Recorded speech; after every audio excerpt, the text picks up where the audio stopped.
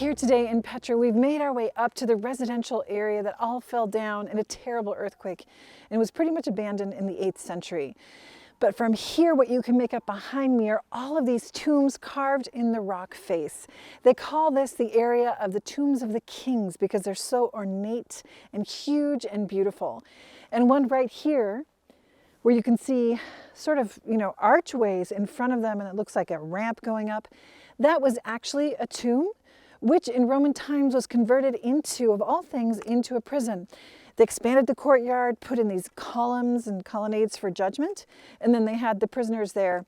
But when it came to the Byzantine era, and that's the 4th and 5th centuries, especially the 5th century here in Petra, most of the people living here became Christians and they started building churches, and they converted that prison into a Byzantine church. What a beautiful way of showing their faith, coming together in assembly, and keeping holy the Sabbath, which is the Third Commandment. And that's what we're going to be finishing up today in this beautiful area.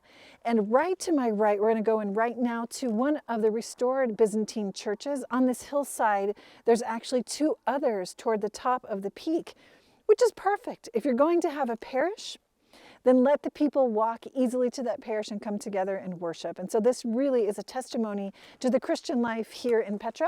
So let's go in and see the typical organization of a Byzantine church. And so as we go in, of course, what we've seen in so many places in the desert are these churches where you come into the atrium. Many times it has columns, but this is a gorgeous colonnaded atrium with a lot of ruins that they're putting back together so that we can see the beauty of the decoration. And that actually indicates the wealth of the people here and the Christians who wanted to build such beautiful places of worship. In fact, they've done some research, and from some of the papyri they found here, they actually found a lot of writings that had been partially burned. It seems like the people in this area made money from agricultural and land ownership. So it was just an amazing thing, and they decided to put that at the service of God. And here you can see, well, God in the community, right? You can see a very, very deep well. Usually in the center of these Byzantine churches, you will always find something with water, not only to serve the people, but to, just like in our churches today, when you go into the church, you'll find a holy water font. And we invoke the name of the Lord, like we talked about in the Second Commandment, bless ourselves, ask Him to bless us and fill us with His grace. And it reminds us of our baptism and our union with Him and how He cleans us. And so this is actually a huge cistern, and I wanted to point it out particularly because, at least in my mind's eye, especially since we're here in the middle of the desert, where Joseph's brothers through him may have been very, very similar to this. And perhaps when he came through on the caravans, when he was being taken to Egypt, maybe they came through this very place, and he saw a cistern very similar to this, and it brought him back to how he was treated by his brothers. So it's just amazing. So let's go ahead and go into the central part of the church, and I want to focus particularly on the sanctuary. So follow me, and we'll see some of the beauty that the Nabatean Christians actually placed in this area. Follow me.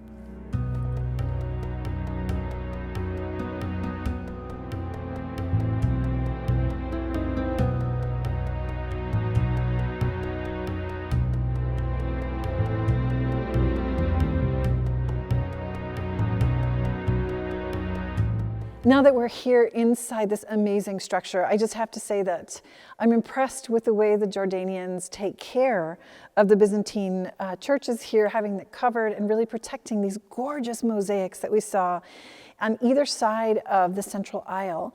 There are mosaics of a lot of different types of animals, animals that are not just, of course, from this area. One of my favorites are the spotted giraffes, or excuse me, the spotted camels, which I'm pretty sure are giraffes. And also we have an amazing donkey. It looks just like the ones we saw outside. And And if you look at the human figures and the faces, there's actually a lot of detail where the craftsmen made the tessera tiles much smaller than the rest of the tiles here, of these animals that are in pairs, 2 by 2. So it makes you wonder if they were speaking about the covenant with Moses. Perhaps it's the case. But what is true is the beauty of this church, and again, the amount of money and dedication they put into making this main church in Petra. So this was actually called the Petra Church, and there was a Greek inscription that they found in the Mosaic which dedicates it to the Virgin Mary. And so that's their main focus here in the Byzantine time, as soon as they were converted to Christianity. And as I mentioned, those two churches on the hill are also unique because even though they were smaller, one of them was actually called the Blue Church because it was made from, I think it was blue granite from Egypt. And then the other one was the Red Church because, of course, it was red sandstone. So it's just beautiful to see how close they were to each other. And that means really how vibrant the Christian community was. So in the central part of the nave, it's interesting, if you look at the archaeology, you can even see the traces by some of the marble that they still have here, marble that was laid back in the 5th century in about 450 when the church was made. There are still pieces of this original beautiful marble design. And among it, as I was saying, you can tell that this was destroyed by fire. I think it was destroyed in about the year 600, but then it was restored and they were using it again until the great earthquake here. And another part which was filled with marble was the area of the altar. And behind the altar, you can see the seating that they actually made in the apse area for the priests and certainly for the bishop. There was actually an archbishopric here in Petra in the zone called Palestina Tertia. So it was an important area. And certainly, again, I just am so impressed with the dedication of the Christians. Even though they started to change those trade routes and Petra became much less wealthy than it was under the Nabateans after Roman rule, there was still a lot of wealth coming through the city, and they did dedicate it to the Lord. So they dedicated it to this liturgical celebration. Now, if we go to this third commandment again, let's remind ourselves what that commandment is. It says in the book of Exodus, "You shall keep the Lord's Sabbath." We talked a great deal about rest when we were in the other Byzantine church just up the way, where many of these caravans were headed to on their way to Gaza. And so I wanted to make a further connection regarding the rest that is implied in this commandment. Of course, when we're thinking about the very first covenant that the Lord made with his people, with Adam and Eve, and then with Noah, and then with Moses, okay, we can't help but remember that, of course, the Lord created the heavens and the earth in 6 days and rested on the 7th. But let's talk about the covenant he was making or preparing to make with Moses and the ancient Israelites when they were being freed from Egypt. There were those 10 plagues that we spoke about when we were there. But one thing that's hard to miss, hard to see unless you're really looking for it, is that between each one of the plagues, there were 7 days. 7 days between the plague upon the Nile, which was one of the first ones, and the unleashing of the second plague. Remember, the Nile plague was overcoming the great god of Hapi, they called the Nile River in the Egyptian culture, which gave life, and actually it became a source of death. So anyway, 7 days after that was the second plague. And so every detail is important for understanding what's happening and the lesson that the Lord is telling us about rest. So every 7th day, of course, was the Sabbath. And so the 7-day intermission between plagues suggests what? That the plague of the Nile, the plague of the frogs, and all the plagues occur every 7th day on the Sabbath, the day Israel was to rest and to worship. If we look at the text of Exodus, the original petition of Moses to Pharaoh was not, "Let my people go and leave Egypt forever." No, actually, the Lord told him to say, "Let my people go out to the desert and worship." And worship. He actually asked for 3 days because the way that they worshiped the animal sacrifice would have been blasphemy, I think, to the Egyptians because they worshiped the animals that they would have sacrificed. They worshiped almost everything in Egypt. They had a lot of gods. So he wanted permission to actually go out and worship. Now, one of the neat things about ancient Hebrew is the word for work And the word for prayer or the word for worship is almost exactly the same. Almost exactly the same. And I think often I've thought to myself, is that what it means when we talk about the work of the liturgy? Perhaps in some way. But the whole focus is to be able to go and have this right relationship with the Lord. The rest on the seventh day was for worship. And this is what Pharaoh is actually refusing to give to the ancient Israelites. He refuses it. You can read that in Exodus 5. So God upsets Egypt's economy. Think about that. On the Sabbath or on the seventh day, to teach both the ancient Israelites and the Egyptians the importance of putting worship before work. Such an important thing. And that's why I love this place. They put their work at the service of worship. This is beautiful.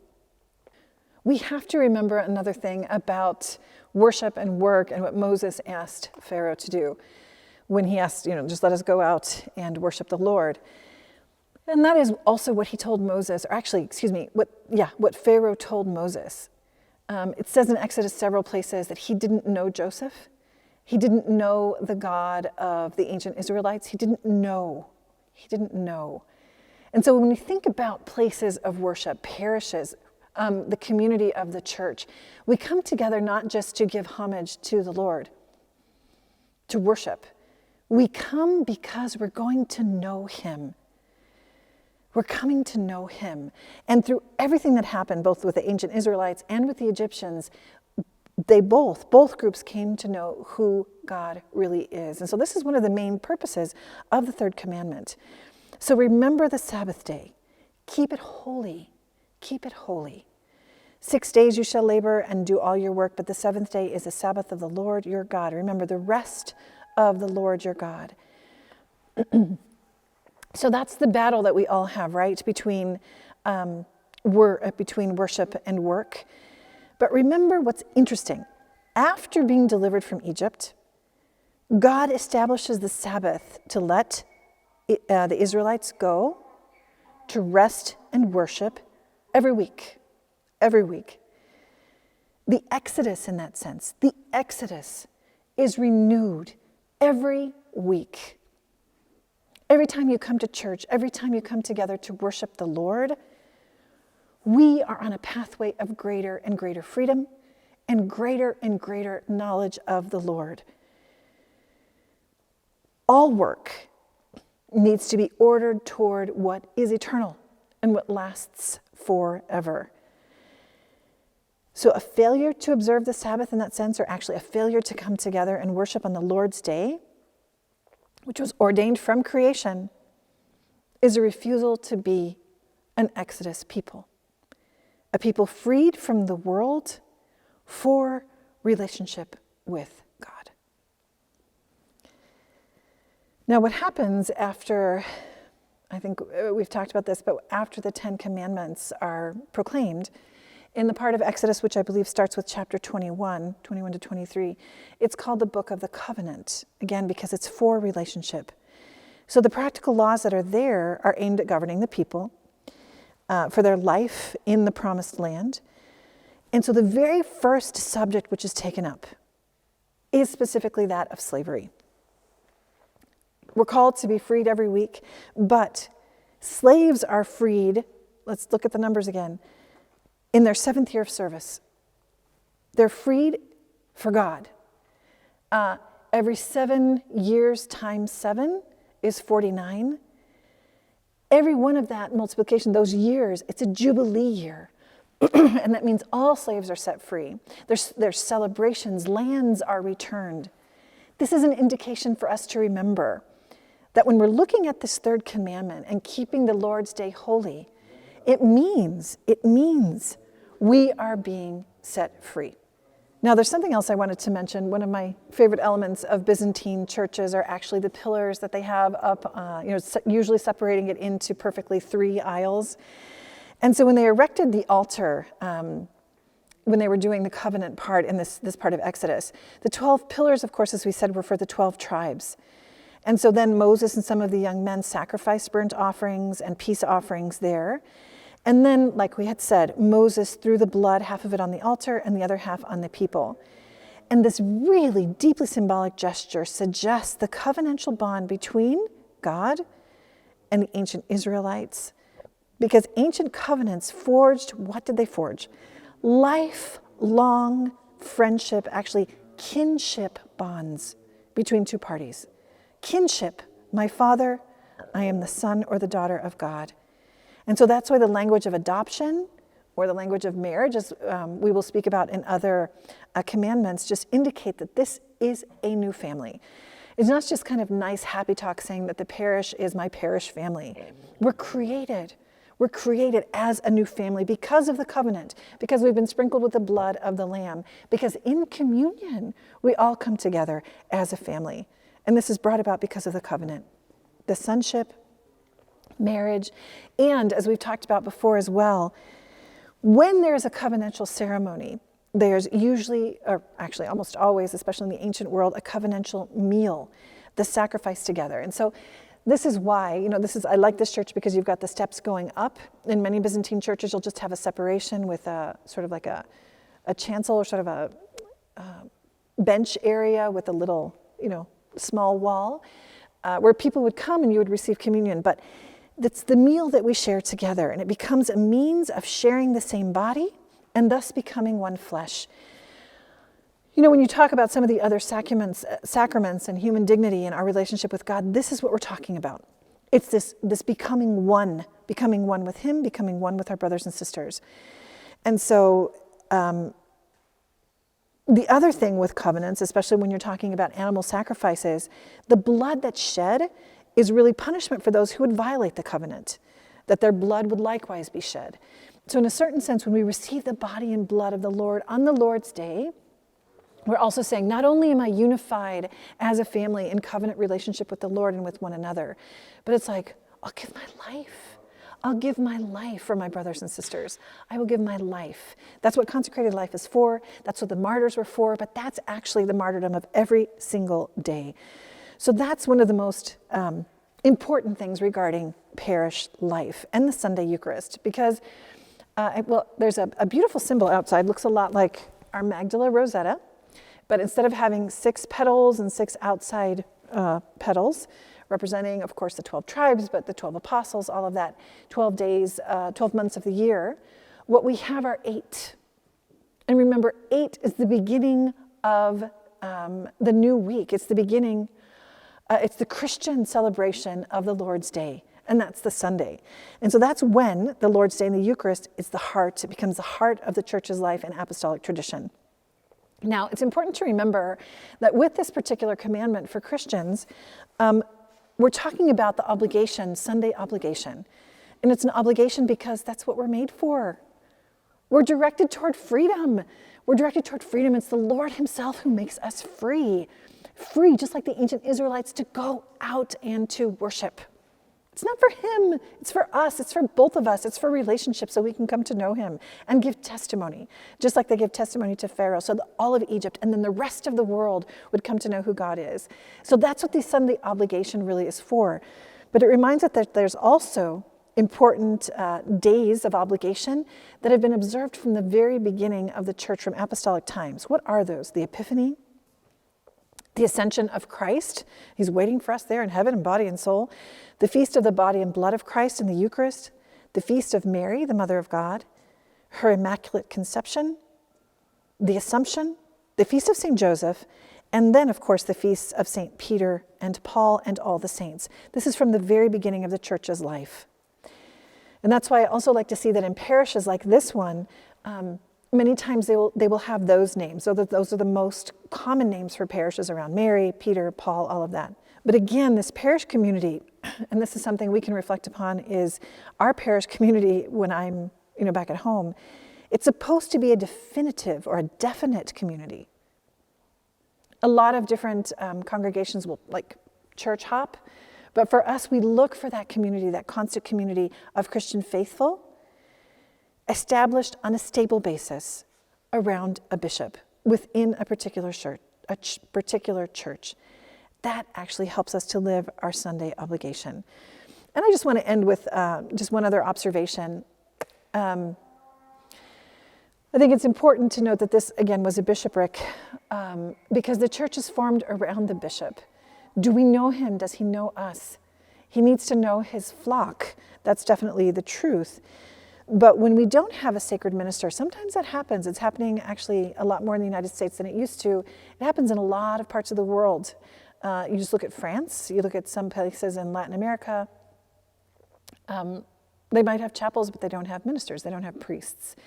And probably one of the most amazing stories that I ever heard was a small chapel in, I think it was the Amazon, somewhere in South America. And when a missionary finally went there, it was, I don't know, hundreds of years maybe, after the chapel was first built by one of the first missionaries.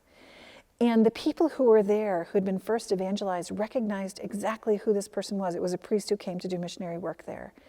And they had kept the stole of the original missionary, and they came together every single week on Sunday to pray together as a community because they understood the importance of it and the importance of keeping holy the Lord's Day in that manner together as a community. And so if you pull out your personal 10 commandments, we'll look at that first part of those commandments and just make a reflection for today as we finish up reflecting on the Lord's Day. And just, you can pray about your own parish community. Do you have one? Do you know your pastor? Do you know your bishop? Do you know them? And really, how often do you really see that you're coming together to be free on Sunday, to know the Lord and to know one another as a family in Christ? In a world where we can be so isolated and we prefer to be private, especially in the United States, it's like, don't talk to me if I don't really know you. I won't really look at you. Take a step forward. Get to know your brothers and sisters. Be edified by them and give testimony. Give testimony about your own Christian life and be filled with testimony by their own witness. There's so many amazing people around. So it's a great thing to get involved with your parish and some of the wonderful work they're doing for others.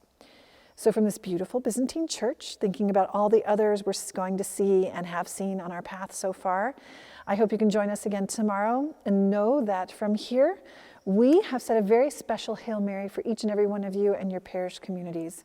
And may God bless you.